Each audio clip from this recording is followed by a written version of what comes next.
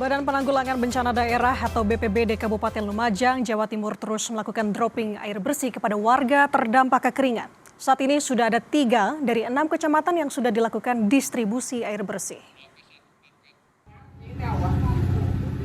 Air bersih masih menjadi barang langka di beberapa daerah di Kabupaten Lumajang. Warga di desa Dadapan ini harus berebut air bersih yang diberikan pemerintah kabupaten setempat. Dengan menggunakan jerigen maupun ember, mereka mengambil air guna kebutuhan beberapa hari ke depan.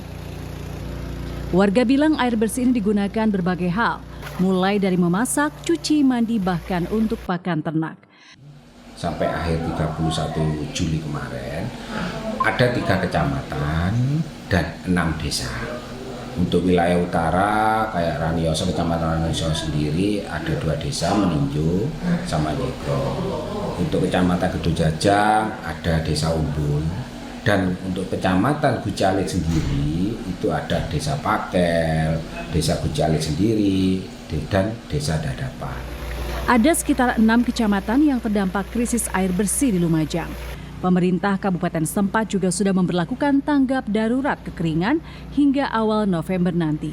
Abdul Rohman, Kompas TV, Lumajang, Jawa Timur. Dan untuk mengetahui bagaimana penanganan kekeringan di Jawa Timur, kita sudah bersama dengan Kepala Pelaksana BPBD Provinsi Jawa Timur, Gatot Subroto yang sudah terhubung bersama kami melalui sambungan daring. Apa kabar Pak Gatot? Sehat Mbak Nanda. Alhamdulillah. Pak Gatot, begini kita ingin update dulu terkait dengan sebaran kekeringan di Provinsi Jawa Timur. Sebenarnya sampai dengan saat ini titik-titik mana saja yang paling parah terdampak, Pak Gatot? Hingga hari ini sudah sebanyak 22 kabupaten yang menetapkan status siaga maupun tanggap darurat kekeringan. Ada 3 yang mengeluarkan status tanggap darurat, di mana itu adalah Lumajang, lalu ada Situbondo dan juga Mojokerto. Selain itu semuanya posisi di siaga darurat. Sehingga memang totalnya ada 22. Dan untuk wilayah yang sudah mengeluarkan ataupun melakukan dropping air bersih sudah ada sebanyak 15 kabupaten yang ada di wilayah Jawa Timur. Untuk hari ini kami sudah melakukan dukungan di 2 lokasi, seperti halnya di Bondowoso dan juga ada di wilayah Probolinggo. Demikian.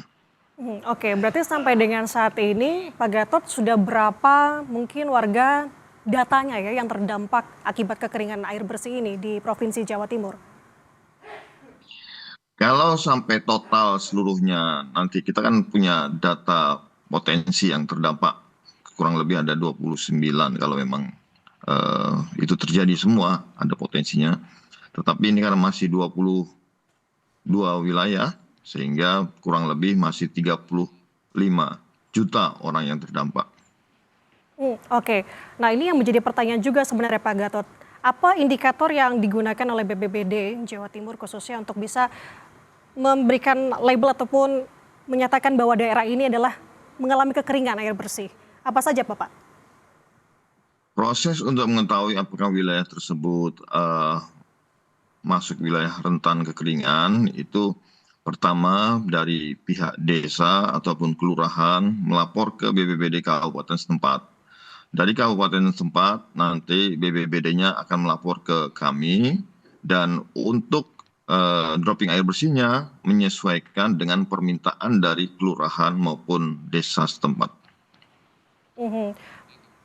Berarti kan tadi Pak Gatot menyinggung bahwa sekitar ada 35 juta warga terdampak di Provinsi Jawa Timur khususnya. Untuk mengantisipasi langkah apa yang dilakukan Bapak untuk membantu warga setidaknya dalam kondisi yang dialami mereka saat ini?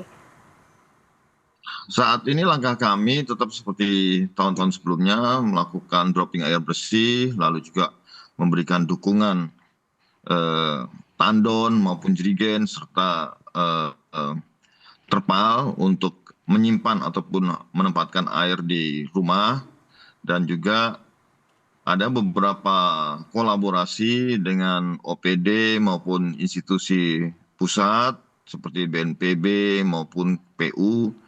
Selain dropping air bersih yang dilakukan jangka pendek, jangka panjangnya ada pengeboran air bersih juga ada potensi juga OMC kalau memang ada awan yang bisa dilakukan OMC. Oke, yang menjadi tantangan saat ini Pak Gatot kan kita tahu ada fenomena global seperti El Nino kuat. Nah ini kalau Bapak sendiri melihat terkait dengan durasi dan juga tingkat kekeringan musim kemarau di Provinsi Jawa Timur sampai dengan kapan, Pak Gatot?